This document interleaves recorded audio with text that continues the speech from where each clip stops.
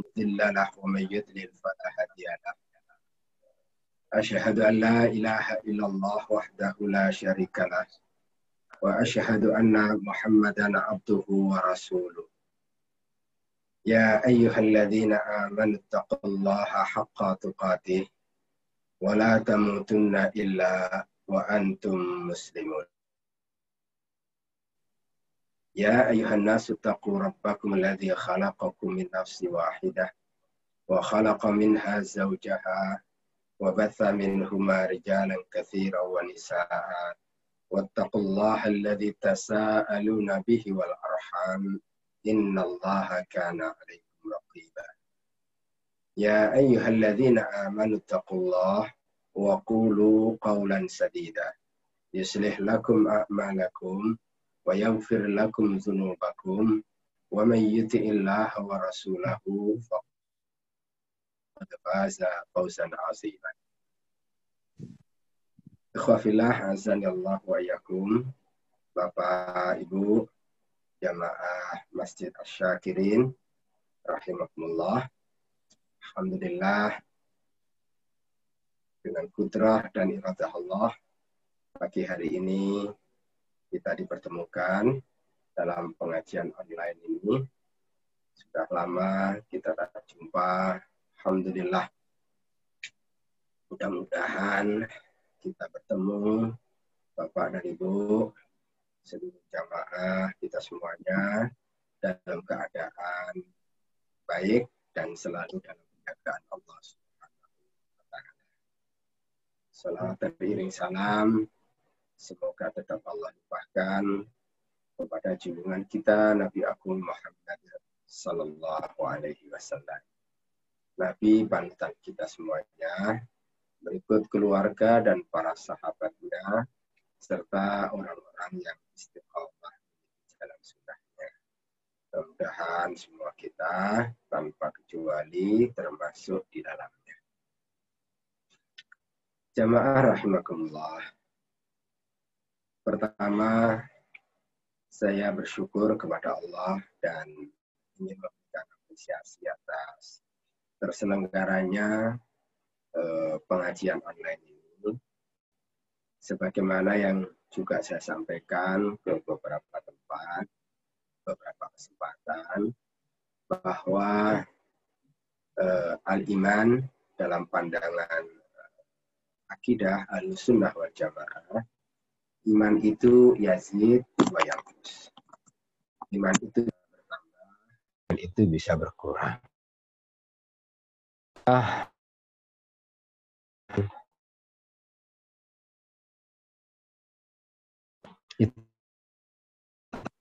Kita sama itu tergantung satu senantiasa dan Allah dan jamaah sama itu kitab kecil tentang alat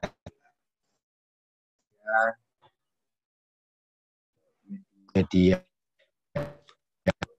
Ustaz, Afwan Ustaz. Ustaz, suaranya putus-putus Ustaz.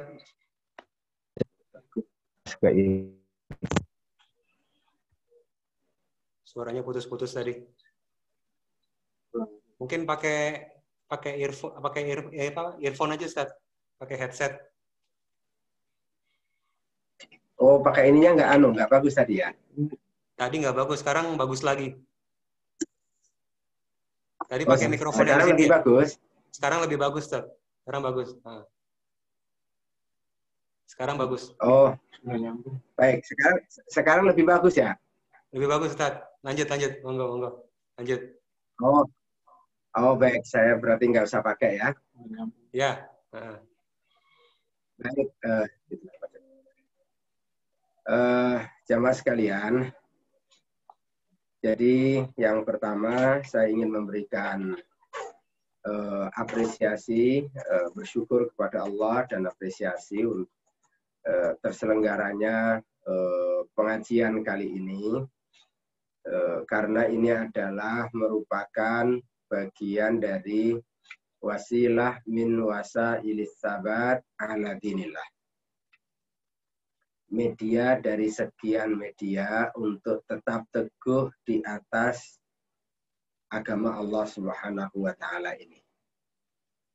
Saudaraku seiman, jamaah Masjid Asy-Syakirin, salah satu di antara media untuk teguh di atas keimanan itu adalah media thalabul ilm.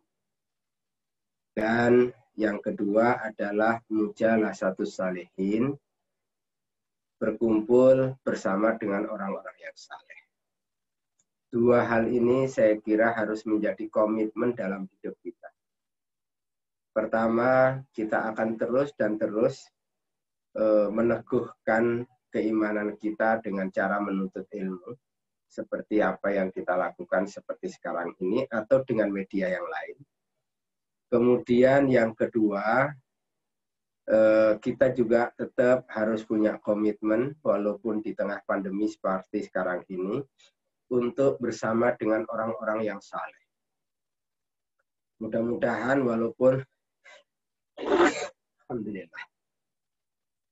Mudah-mudahan walaupun kita tidak berjumpa secara langsung, tapi berjumpa lewat pengajian online ini, mudah-mudahan ini adalah bagian untuk memadukan hati-hati kita, dan mudah-mudahan kita tergolong sebagai orang-orang yang saleh, sehingga keberadaan kita pun juga akan menjadi sebab untuk saudara kita yang lain itu tetap teguh di atas jalan keimanan.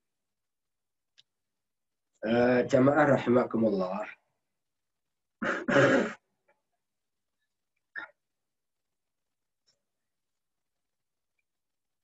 Dalam kaitan dengan tema kita hari ini, insya Allah kita akan mengangkat bahwa Ramadan itu bulan kemenangan. Dari sisi judul, sesungguhnya saya ingin mengajak diri saya dan kita semuanya untuk selalu membangun optimisme dalam hidup ini. Walaupun di tengah kesulitan yang sekarang ini sedang kita hadapi. Optimis, berharap penuh kepada Allah atas semua apa yang terjadi, raja, itu satu keniscayaan. Berkali saya menyebutkan di pengajian Masjid Asy-Syakirin bahwa keseimbangan antara roja dan khauf, rasa takut kepada Allah dan penuh harap kepada pertolongan Allah Subhanahu wa taala, itu di antara yang dengan izin Allah menghantarkan kita untuk senantiasa istiqamah atau senantiasa ada keseimbangan pada diri kita. Ketika nikmat banyak tidak kemudian menjadi larut, ketika ujian dan musibah menimpa tidak menjadi berputus asa. Tetapi pada saat musibah banyak, pada saat berbagai kesulitan sedang dihadapi, maka yang harus lebih dikuatkan lagi adalah pada aspek roja. Pada aspek penuh harap kepada Allah Subhanahu wa ta'ala. Kita hari-hari ini melaksanakan saum di bulan Ramadan. Mungkin hampir semua kita baru mengalami untuk yang pertama kali.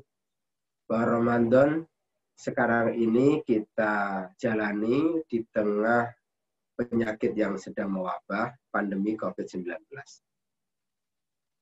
Dalam keadaan yang seperti ini, jamaah rahimakumullah, raja penuh harap kepada kasih sayang dan pertolongan Allah Subhanahu wa taala mesti lebih kita kuatkan. Mesti lebih kita kuatkan pada diri kita. Nah, karena itu tema hari ini Ramadan adalah bulan kemenangan, sebenarnya adalah ingin meyakinkan kepada kita bahwa dalam kajian kesejarahan Ramadan itu identik dengan kemenangan.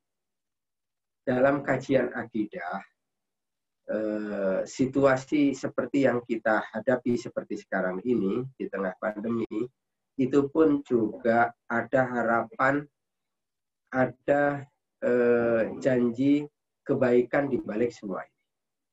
Saya ingin menyebutkan terkait dengan dua kesimpulan ini dalam beberapa hal. Pertama, Bapak-bapak dan Ibu yang berbahagia, kalau kita tengok, Ramadan itu adalah identik dengan bulan kemenangan. Kenapa?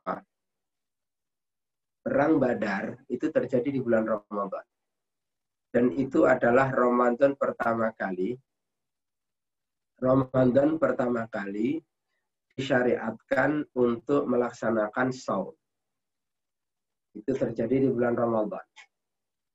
Kemudian yang kedua, pembukaan kota Mekah, pembebasan kota Mekah, 360 patung yang ada di persekitaran Ka'bah, itu ditumbangkan oleh Rasul dan kaum muslimin. Umat Islam dengan gegap gempita, 10.000 pasukan memasuki kota Mekah, nyaris tanpa ada pertumpahan darah yang berarti.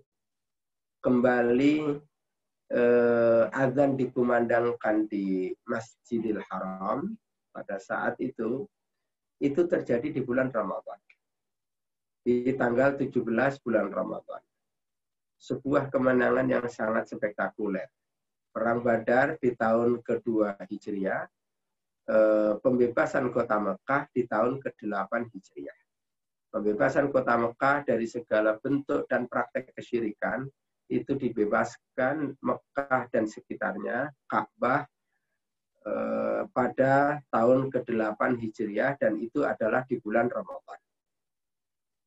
Maka oleh karena itu saya kira kita mesti optimis bahwa Ramadan itu hadir kalau betul kita mengisinya, hasilnya akan kita peroleh sebuah kemenangan. Kemenangan dalam bentuk apapun. Kemudian jamaah rahimakumullah, kalaulah hari ini kita sedang berada di tengah pandemi, saya ingin mengungkapkan dua pegangan. Pertama, ketika Rasulullah SAW di dalam sebuah hadis yang diriwayatkan oleh Imam Al-Bukhari menjelaskan terkait dengan ta'un, innahu kana adzaban, ta'un itu adalah azab. Kalau ta'un itu kita maknai adalah COVID-19. COVID-19 itu sebagai azab, ya ba'atsuhullahu ala man yasha. Yang Allah kirim, yang Allah utus kepada siapa saja yang Allah kehendaki. Al-Hafidz Ibnu Hajar Al-Asqalani menjelaskan bahwa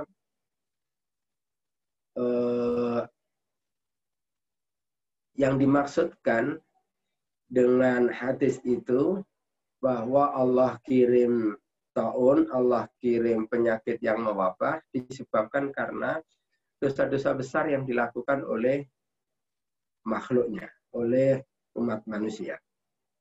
Karena itu Allah kemudian kirim. Tapi ternyata lanjutan hadisnya juga menyebutkan wa ja'alahu rahmatan lil mu'minin. Ta'un itu bisa menjadi rahmat, tapi diikat atau dijelaskan oleh Rasulullah dalam hadis ini rahmatan lil mu'minin. Rahmat bagi orang-orang yang beriman. Nah, berarti selain dia merupakan azab, dia juga merupakan rahmat. Rahmat untuk siapa? Rahmat untuk orang-orang beriman. Berarti kita harus melihat pandemi ini dengan pandangan yang positif.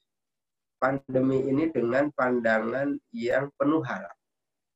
Asalkan bahwa pandemi ini kita hadapi dengan satu keyakinan, dengan keimanan yang ada pada diri kita. Dengan kita sikapi dengan keimanan, insya Allah pandemi ini akan menjadi rahmat. Di balik musibah ini, di balik wabah ini ada kebaikan yang Allah janjikan untuk orang-orang yang beriman. Kemudian yang kedua, jamaah rahimakumullah, Syekhul Islam Ibnu Taimiyah dalam sebuah ungkapannya, saya yakin saya pernah menyampaikan ini juga atau di pengajian Asyakirin, bahwa Syekhul Islam Ibnu Taimiyah mengatakan al-masaibu nikmatun. Musibah itu adalah sebuah kenikmatan. Sedangkan ulama ternama Sufyan Ats-Tsauri rahimahullah, beliau juga menyebutkan laisa bifaqihin, tidaklah mendalam ilmu seseorang bila orang tersebut tidak memandang datangnya musibah itu sebagai sebuah kenikmatan. Dan orang tersebut tidak memandang kenikmatan itu sebagai musibah. Maka oleh karena itu, berdasarkan apa yang disebutkan oleh baginda Rasul dan penjelasan para ulama, kita harus punya keyakinan bahwa walaupun Ramadan ini kita sedang jalani di tengah pandemi, kita harus yakin keimanan kita mengajarkan kita, keimanan kita membimbing kita, kita harus yakin bahwa di balik semua ini ada kenikmatan. Maka oleh karena itu, dalam analisa terkait dengan kesejarahan Ramadan identik dengan kemenangan, dalam konteks nas hadis terkait dengan penyakit mewabah, di balik musibah ini, di balik wabah ini, ada rahmat dan ada nikmat. Maka di atas kesimpulan itu, kita bangun optimisme. Kita bangun harapan. Kita bangun roja. Kita bangun penuh harap. Dengan kemungkinan datangnya dan rahmat Allah Subhanahu wa Ta'ala. Bapak-bapak dan ibu-ibu, jamaah rahimakumullah. Kenapa ini pandangan seperti ini harus kita bangun? Pandangan tauhid yang seperti ini kita harus bangun. Karena pandangan yang seperti ini, jamaah rahimakumullah, itu akan menjadikan kita di tengah kesulitan yang sedang kita hadapi, itu tegar. Tetap tegar menghadapi segala kemungkinan. Apalagi sekarang ini. Orang dihadapkan dengan kesulitan ekonomi, bahkan dihantui oleh ketidakjelasan dan ketidakpastian. Apakah perusahaannya masih terus jalan atau tidak? Bisnis yang dirintisnya masih akan terus jalan atau tidak? Dia pun juga nggak bisa menjawab, ini pandemi akan berakhir juga kapan? Di tengah-tengah seperti itu, iman itu mengedepan harus menjadi kekuatan. Dan iman saat itu adalah menjelma kepada dua bentuk tadi itu. Menjelma pada rojak, pada penuh harap kepada Allah Subhanahu wa Ta'ala. Pertanyaannya kemudian adalah, Bapak-bapak dan Ibu-ibu yang berbahagia, apa agenda penting? Apa agenda penting yang mesti kita tegakkan pada diri kita agar supaya pandemi ini menjadi, atau pandemi ini pada waktunya kita bisa akhiri dengan kebaikan. Kita bisa akhiri dengan kita keluar menjadi pemenang. Apa yang harus kita lakukan?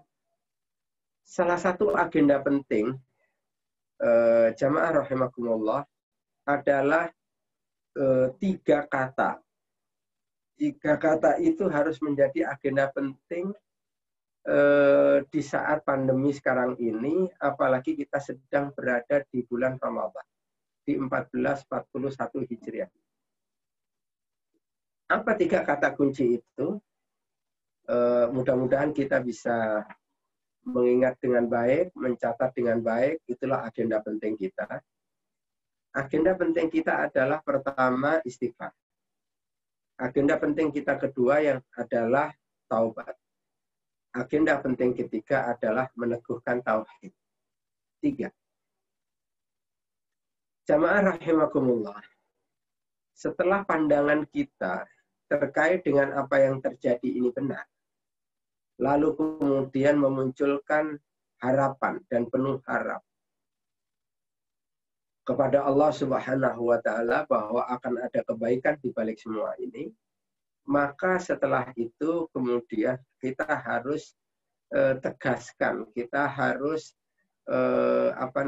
punya agenda penting. Agenda pentingnya itu adalah 3 tadi itu, istighfar, taubat, sama tauhid. Saya ingin coba untuk merinci, tapi sebelumnya saya ingin sebutkan gambaran secara umum kenapa 3.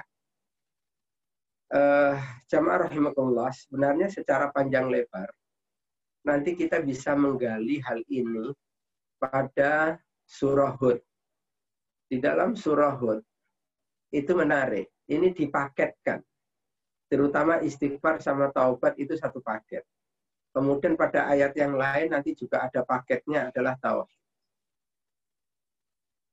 Istighfar itu lebih dalam posisi untuk kita menyelesaikan terkait dengan dosa dan kesalahan yang kita lakukan di masa lalu.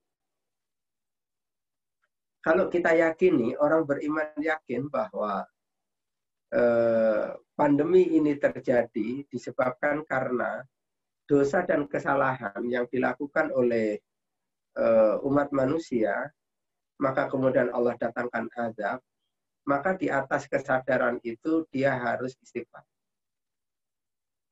Kemudian taubat adalah menghentikan apa yang pernah dilakukannya dan kemudian menatap ke depan dengan yang lebih baik. Nah, apa agenda terpenting di dalam menatap ke depan yang lebih baik? Agenda terpentingnya adalah mengembalikan diri kita pada prinsip-prinsip tauhid. Jamaah rahimakumullah, saya ingin mengajak kita sejenak melihat kasus ini. Kemarin di pengajian di Al-Muhajirin saya sebutkan ini tentang 3 ini, tapi saya perlu menambahkan dalam kesempatan pengajian di kita ini. Saya ingin mengingatkan kita terkait dengan peristiwa yang pernah terjadi pada tahun ke-8 Hijriah, yakni peristiwa Perang Hunain.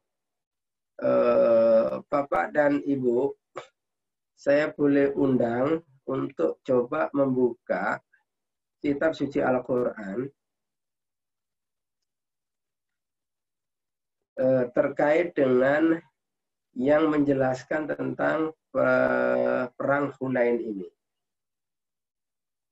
Yakni pada surat At-Taubah ayat 25 dan ayat yang ke-26. Surat At-Taubah ayat 25, ayat 26. Kenapa saya mengangkat ini? Begini. Perang Hunain itu jumlah pasukan kaum muslimin sangat banyak sekali. Berlipat dibandingkan dengan pasukan musyrikin Quraisy. Dalam kaitan dengan perang Badar, kaum muslimin jumlahnya amat sangat sedikit dibandingkan dengan pasukan musuh. Persiapan dan jam terbang kaum muslimin di saat perang Badar belum pernah punya jam terbang. Di perang Hunain kaum muslimin sudah banyak berpengalaman. Persenjataan pun cukup besar. Apalagi terjadi hanya kira-kira 3 pekan setelah pembebasan kota Mekah. Kota Mekah tunduk pada kekuasaan Islam pada saat itu. Dalam situasi seperti itu, tapi ternyata fakta sejarah menunjukkan perang Badar umat Islam menang. Perang Hunain umat Islam dalam babak pertama kalah. Tetapi yang kemudian menarik, pada babak yang kedua menang. Padahal babak yang pertama itu jumlah pasukan sekitar 12 ribuan. Langsung dipimpin oleh Nabi. Babak kedua, jumlah pasukan kalau kita lihat dalam sirahnya Syekh Sofi Rahman Al-Mubarakpuri, itu antara 80 sampai 200. Dalam jumlah yang sedikit itulah yang bersama dengan Rasul menghadapi kembali pasukan musuh. Tapi apa yang terjadi? Babak kedua itu menang. Ini sungguh menarik dalam fakta sejarah. 12.000 kalah, 200 menang. Mayoritas kalah, minoritas menang. Ini luar biasa. Bahkan dalam konteks Hunain, kenapa saya mengangkat Hunain, adalah bahwa di Hunain ini terjadi pada 2 kali babak dan dua-duanya hasilnya berbeda. Dengan kondisi yang berbeda pula. Nah, oleh karena itu saya kira menarik untuk kemudian kita telaah ayat ini. A'udzu billahi minasyaitonir rajim. Bismillahirrahmanirrahim. Laqad nasarakumullahu fi mawatin katsirah. Wa yauma Hunain id a'jabatkum kathratukum falam tughni ankum syai'a wa dhaqat 'alaikum al-ardu bima rahabat thumma wallaytum mudbirin. Laqad nasarakumullah. Allah menyebutkan sungguh benar-benar Allah telah memberikan pertolongan kepada kalian. Fi mawatin katsirah. Di banyak pertempuran. Kenapa disebut banyak pertempuran? Jamaah rahimakumullah, sampai dengan peristiwa ini itu tidak kurang 40 kali kaum muslimin pernah mengalami tempur. 40 kali, jemaah. 40 kali mengalami tempur. Dan dalam 40 kali itu mayoritas dimenangkan oleh kaum muslimin. 90% dimenangkan oleh kaum muslimin. 40 kali tempur. Jam terbangnya cukup tinggi. Bimawatina katsirah. Disebutkan oleh Allah wa yauma Hunain, termasuk di perang Hunain. Karena pada akhirnya nanti perang Hunain itu menang, kata kunci kemenangannya adalah karena datangnya pertolongan Allah. Bukan karena jumlahnya itu. Tapi kemudian Allah menyebutkan ada satu pelajaran berharga. Kenapa perang Hunain itu di babak pertama kalah? Tauhidnya bergeser, Pak. Apa bentuk tauhid bergeser?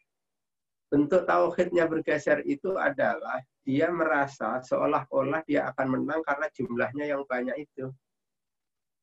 Bergeser itu tauhid. Lupa bahwa prinsip tauhid itu, kemenangan itu hanya akan didapatkan dengan sebab pertolongan Allah Subhanahu wa taala.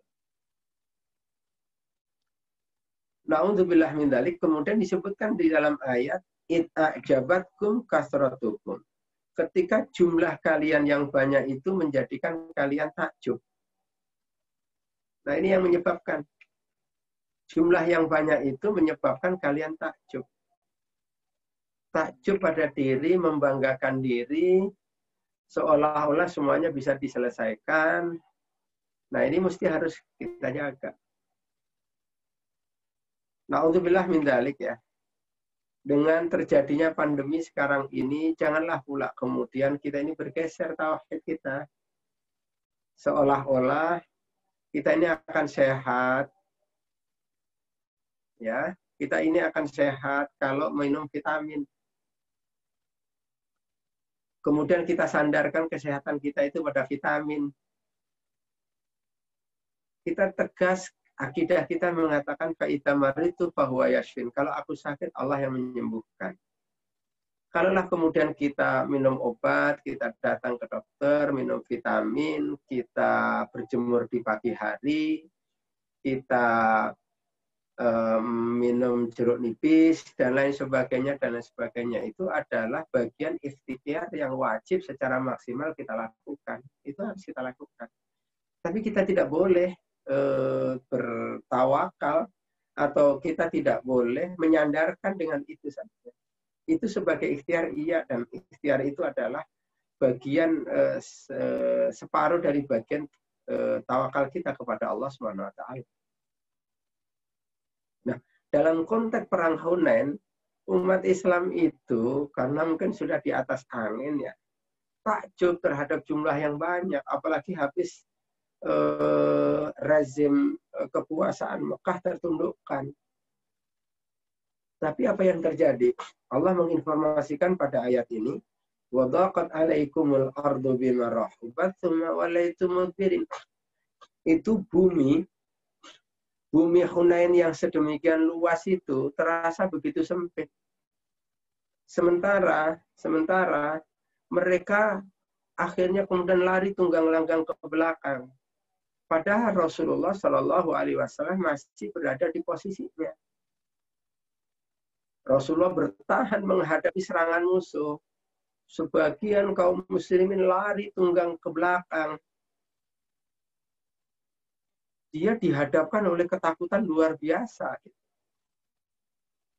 Nah, oleh karena itu, dan itu semuanya, kenapa muncul itu semuanya? Kekalahan itu semuanya, kok bumi terasa begitu sempit?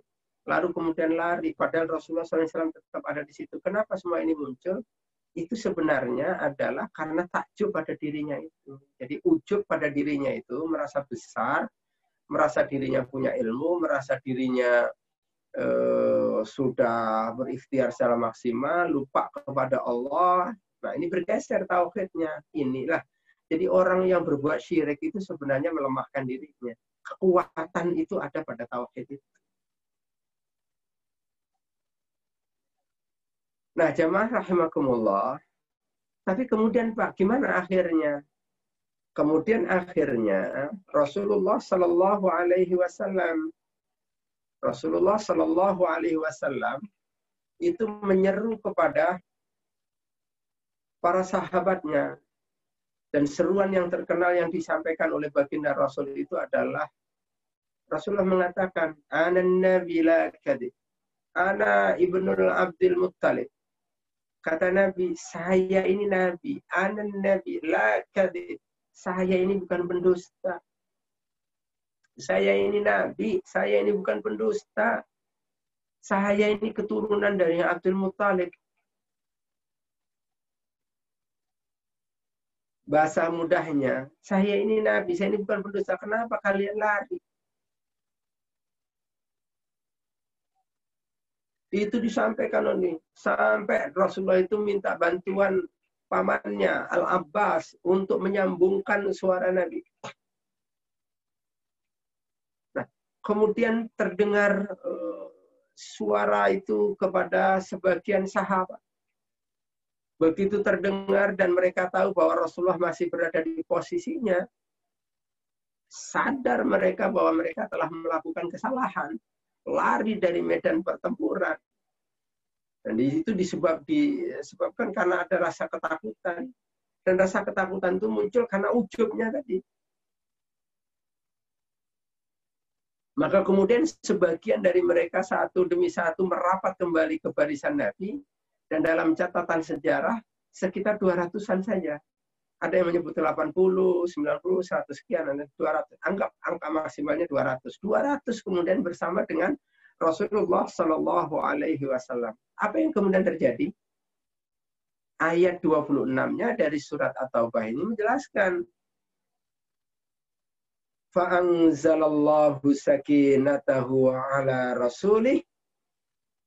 Nah, ini dia. Allah turunkan ketenangan kepada Rasulnya dan kepada orang-orang yang beriman. So, kata kuncinya beriman. Kata kuncinya itu beriman. Allah turunkan ketenangan kepada Rasulullah dan orang-orang yang beriman. Yakni sadar, dia bertobat, dia menyadari bahwa dia telah melakukan kesalahan. Meninggalkan pos, lari tunggang langgang ke belakang, dia sadar bahwa dirinya salah. Sadar bahwa selama ini dia takjub, dia harus bertobat dengan itu semuanya, sadar, kemudian dia maju menuju kepada titik di mana Rasulullah berada, dan jumlahnya tidak lebih dari 200, Allah berikan ketenangan kepadanya. Tenang, dengan keimanan itu tenang.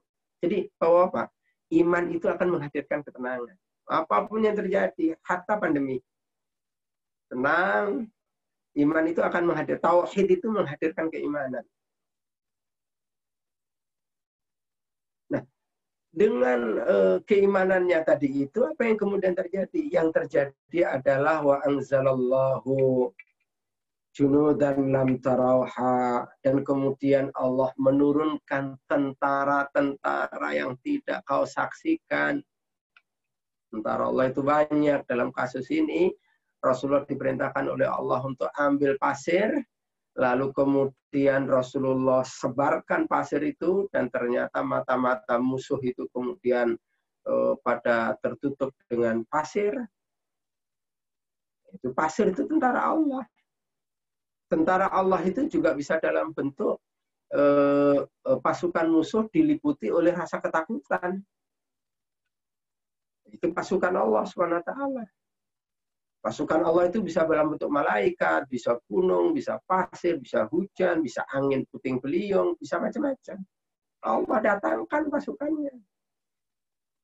Nah, ketika kemudian Allah sudah datangkan pasukannya, bahkan disebutkan lam tarauha, yang kalian nggak menyaksikan. Gimana pasukan datang tiba-tiba orang kafir itu diliputi oleh rasa takut? Kita nggak bisa tahu. Dan Allah menimpakan bencana kepada orang-orang kafir. Nah, Bapak-bapak dan saudara, maka oleh karena itu, saya kira gini. Saya kira kalau kita mengacu atau berkaca pada peristiwa Perang Hunain ini Ramadan kita sedang jalani sekarang ini. Dan Ramadan kita jalani ini sedang pandemi. Nah, Ramadan kita jalani dan kita jalani itu sedang berada dalam pandemi. Maka yang harus dilakukan oleh kita adalah menyamakan persepsi kita, meluruskan pandangan kita. Pandangan kita adalah pandangan yang dibangun di atas iman, yaitu memandang semuanya ini terjadi karena izin dan kehendak Allah SWT. Terjadi, datang wabah ini karena dosa dan kesalahan yang telah kita lakukan. Kita tidak usah menunjuk pihak lain. Dari sejak orang yang paling penting sampai orang yang tidak penting, sampai dari orang yang paling kaya sampai orang paling miskin, dari orang paling berilmu sampai orang nggak paling berilmu, saya kira jangan-jangan masing-masing punya andil, termasuk Ustadz punya andil juga. Jangan-jangan, na'udzubillah min dzalik, untuk mengundang datangnya pandemi ini, termasuk kita. Ya. Untuk mengundang datangnya pandemi. Nah, kalau begitu cara pandangnya, kalau kita ingin keluar, dan ingin keluar dari wabah ini dalam kebaikan, dan kita optimis Ramadan ini adalah bulan kemenangan, dan dengan izin Allah SWT mudah-mudahan bisa mengeluarkan kita dari segala wabah yang sedang hadapi. Maka kalau kemudian kita ingin keluar, ayo kita segera istighfar, segera bertobat. Istighfar terhadap kesalahan dan dosa kita masa lalu. Apa aja? Tidak usah orang lain yang harus menyebut. Kemudian yang kedua, bismillah, kita komitmen untuk bertobat, tidak mengulangi itu semuanya. Nah, dengan cara seperti itu, kemudian kita bangun, kita teguhkan tauhid kita. Sebagaimana pasukan di Hunain, akhirnya kemudian dia sadar, dia bertobat itu, lalu kemudian dia teguhkan keimanan bersama dengan Rasulullah SAW. Nah, dengan cara seperti ini, kita boleh berharap Allah akan datangkan kemenangan, Allah akan datangkan kebaikan. Kebaikan itu banyak sekali. Di balik pandemi itu, kebaikan itu misalkan, dengan istighfar, Allah hapuskan dosa-dosa kita. Itu adalah rahmat. Dengan pandemi ini misalkan, kemudian kesepakatan kita untuk menyaksikan tanda-tanda kemahaan dan kekuasaan Allah SWT. Tentunya apa? Ternyata kita ini tidak punya kuasa apa-apa atas diri kita sendiri. Orang diliputi oleh rasa takut. Sedunia ini. Orang tatanan kehidupan ini berantakan luar biasa. Hanya dengan makhluk Allah yang tidak bisa dilihat saking kecilnya. Yang kita nggak bisa melihatnya karena kecilnya. Orang pada takut. Misalkan kita saksikan tobat sudah. Lalu kemudian agenda terpentingnya adalah terus dan terus kita meneguhkan tauhid. Meneguhkan kalimat La ilaha illallah, yakin bahwa semuanya ini ada kebaikan, kita berhusnudzon kepada Allah, lalu kemudian kita yakin bahwa kita tidak akan terkena kalau dengan tidak seizin Allah, dan kalaupun kena tidak ada kekuatan yang bisa menghalang-halanginya. Namun di tengah itu kita berikhtiar secara maksimal, tapi ikhtiar yang maksimal kita lakukan itu tetap bergantung kepada Allah SWT. Kita hidupkan ketaatan kepada Allah di tengah pandemi, dan kemudian kita hentikan kesalahan kita, terutama syirik dan kemaksiatan yang lain di tengah pandemi seperti itu. Na'udzubillah min dzalik, jangan sampai kita nggak bisa datang ke masjid karena memang disyariatkan kita di rumah, kemudian kita nggak bisa taklim secara langsung, lalu kemudian lain sebagainya. Mohon maaf, di rumahnya tidak tegak ketaatan. Justru sekarang ini kesempatan untuk kita menegakkan ketaatan di rumah. Sholat berjamaah di rumah, baca Quran banyak di rumah, lalu kemudian banyak istighfar, banyak berdoa, kesempatan menata diri, menata keluarga, nasihat sama anak-anak, dan lain sebagainya. Insya Allah kalau semua itu bisa kita lakukan, dengan tetap berharap kepada Allah SWT, pandemi ini akan berlalu dan kita akan mengakhirinya dengan segala kebaikan. Bahkan andainya pun ada di antara saudara-saudara kita yang kemudian dipanggil oleh Allah Subhanahu wa taala dengan sebab ini, mudah-mudahan dipanggil dalam kebaikan. Sebagaimana yang dijanjikan oleh Rasulullah Sallallahu alaihi wasallam.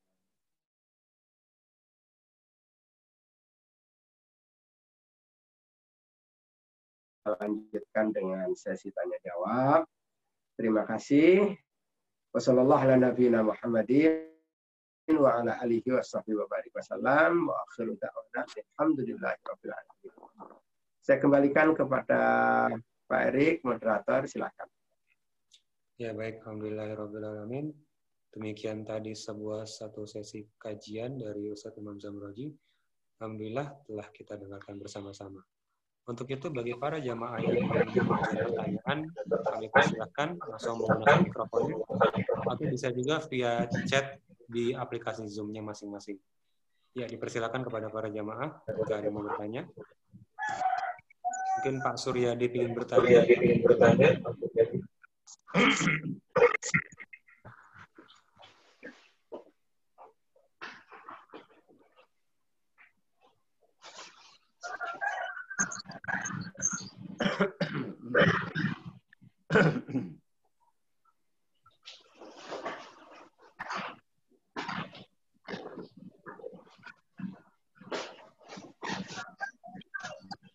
Ada jamaah yang ingin bertanya pada pagi hari ini?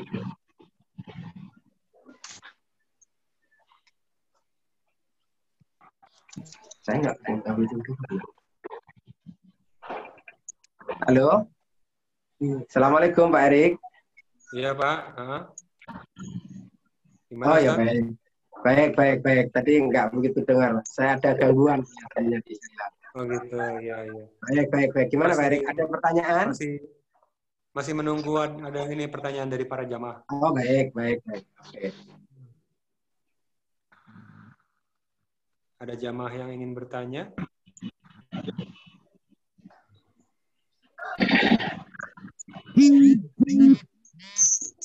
Assalamualaikum Pak Ustadz. Waalaikumsalam warahmatullahi wabarakatuh. Sehat Bapak? Halo, Bapak sehat Bapak? baik, alhamdulillah. Masya Allah, barakallahu fiik. Pak Ustadz, memang cobaannya luar biasa ini. Contohnya seperti jamaah mungkin atau saya sendiri lah. Kadang sholatnya selalu di masjid. Begitu jadi imam di rumah itu kadang-kadang juga agak susah juga ini Pak. Pengalaman ini agak alhamdulillah saya sudah mulai terbiasa sehingga agak ya sudah menikmatin aja gitu Pak Ustadz. Baik. Ya. Terus yang jadi pertanyaan saya ini mengenai sholat Jumat nih Pak Ustadz nih, apakah harus di masjid atau masih di rumah nih dalam keadaan seperti ini Pak Ustadz? Baik. Pak Ustadz. Baik, terima kasih atas pertanyaannya, barakallahu fiik. Yang pertama, Memang ini luar biasa. Tapi saya ingin apa namanya mengajak diri saya, kita semuanya, bahwa apa yang terjadi ini semakin menunjukkan bahwa kita ini lemah, semakin menunjukkan bahwa kita ini harus menata diri, bahwa kita ini harus memperbaiki diri dan lain sebagainya. Sekarang terus terang memang betul yang tadi disampaikan oleh Bapak yang banyak dikeluhkan itu, pada akhirnya harus taraweh. Oke lah kalau sholat 5 waktu, lalu kemudian harus masuk taraweh. Masuk taraweh, ya kalau ada anak yang bisa menggantikan jadi imam lah. Kalau bapaknya terus bacaannya inna a'toina qul huwallahu ahad terus gitu kan, bacaannya, nah itu kemudian memang nggak mudah. Dan ini harus menyadarkan kepada kita bahwa ternyata kita ini harus ke depan lebih baik, kita ini harus menata diri, kita harus lebih menambah ilmu, kita harus lebih menambah hafalan, kita harus dan lain sebagainya. Terasa betul bahwa kita ini sebagai kepala rumah tangga ternyata berat, ternyata juga banyak kekurangan dan lain sebagainya dan lain sebagainya. Saya kira ini adalah cara pandang yang baik untuk kemudian kita menata. Tapi saya ingin kita awali dengan beristighfar, mohon ampun kepada Allah atas ketidakmampuan diri, mohon ampun kepada Allah atas keterbatasan sebagai seorang suami, keterbatasan sebagai seorang istri, mohon ampun kepada Allah dan seterusnya. Lalu kemudian kita menata ke depan yang lebih baik. Kita awali dari sekarang, kita juga tambah hafalannya, kita coba buka buku tentang sifat sholat Nabi, kalau kemudian menemukan masalah bagaimana, dan seterusnya. Mudah-mudahan ada hikmahnya. Kemudian yang kedua, terkait dengan sholat Jumat. Apakah kita masih tetap di rumah atau kemudian kita sudah saatnya harus ke masjid untuk melaksanakan sholat Jumat. Terkait dengan ini, Bapak-bapak dan jamaah sekalian, tentu yang paling punya kewenangan adalah dua. Pertama adalah bagaimana arahan ulama kita nanti. Hadis Rasul sudah jelas, begitu patokannya. Tapi bagaimana menerapkannya, tentu kemudian kita akan memegangi apa yang akan disampaikan oleh pemerintah nantinya. Nah, kalau ternyata kemudian dalam analisa para ahli, dalam arahan dari pemerintah, memang belum cukup aman dan masih pandemi ini masih berlangsung, tentu kita kembali kepada tuntunan syariat. Tuntunan syariatnya adalah ya kita di rumah.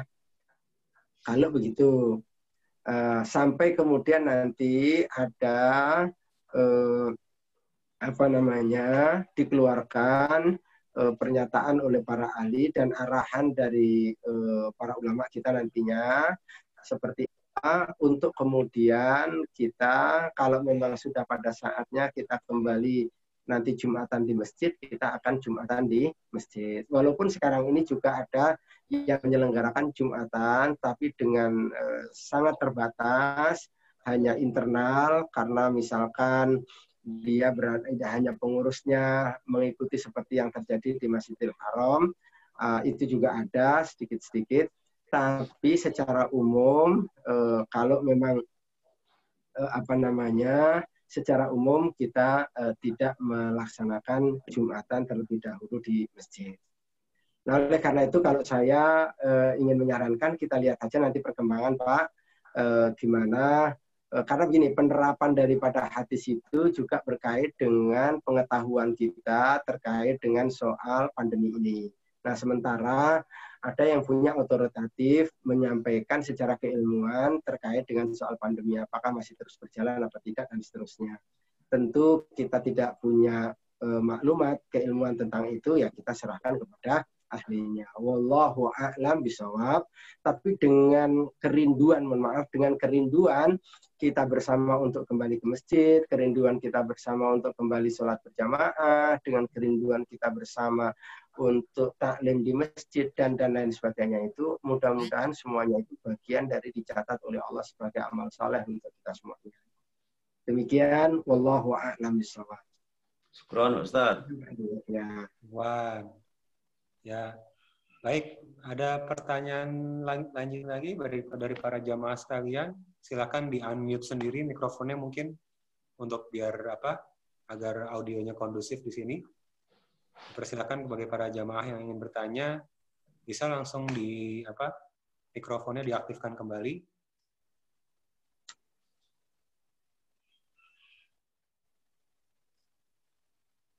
Dari para jamaah ada yang ingin bertanya pada pagi hari ini?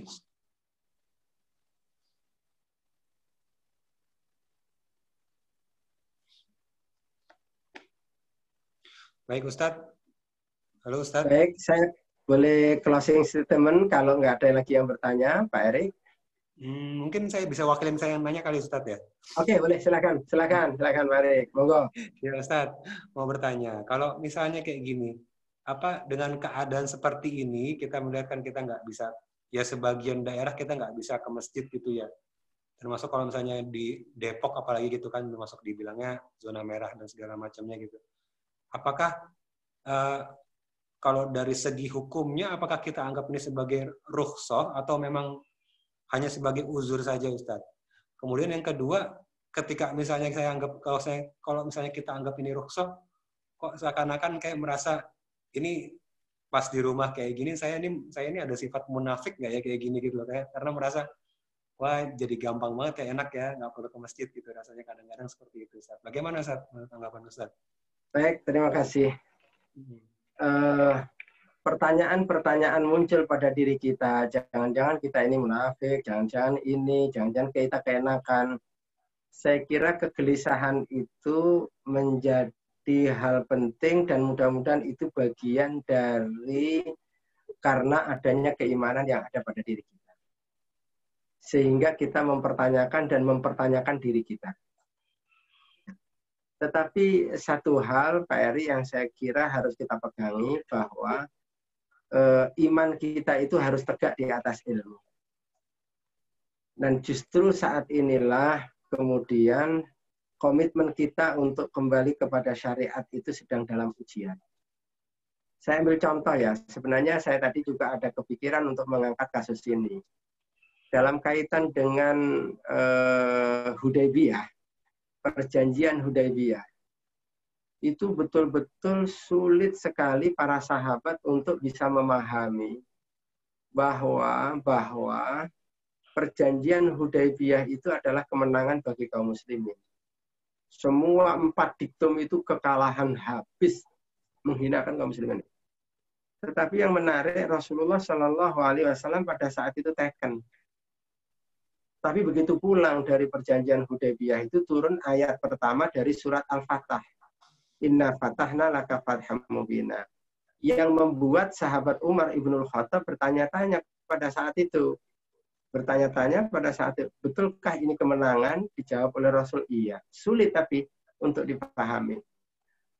Oleh karena itu saya kira hari-hari sekarang ini agak berat memang ujian kita untuk tetap teguh di atas ketaatan kepada Allah Subhanahu wa Ta'ala. Tapi saya kira tak apa-apa kalau kemudian kita ada muncul, aduh jangan-jangan saya begini, jangan-jangan saya begini, jangan-jangan saya begini. Terus terang saya ingin sebutkan ya, ketika mau merumuskan himbauan pula di Dewan Dakwah, misalkan ya, kita juga, waduh ini gimana nih himbauan nih? Sampai kemudian ini apakah karena lemahnya iman kita, apa karena rasa takut kita yang berkelebihan, atau bagaimana? Nah, itu menjadi diskusi. Tapi begini, tapi begitu-begitu gitu. Akhirnya kemudian pada akhirnya ya kembali kepada 2 tadi, Pak. Kembali kepada 2 tadi. Pertama memang nas hadisnya begitu. Dan institusi keulamaan, bukan orang per orang ya. Institusi keulamaan baik Saudi, Mesir, maupun juga Indonesia sendiri, yaitu kemudian memberikan fatwa seperti itu. Kecuali kalau betul-betul memang kita dapati fatwa itu direkayasa atau dan lain sebagainya. Tapi kalau betul-betul memang itu adalah pandangan secara keilmuan, dan kemudian penerapan pandangan keilmuan itu kan pada akhirnya ternyata juga harus lihat realita.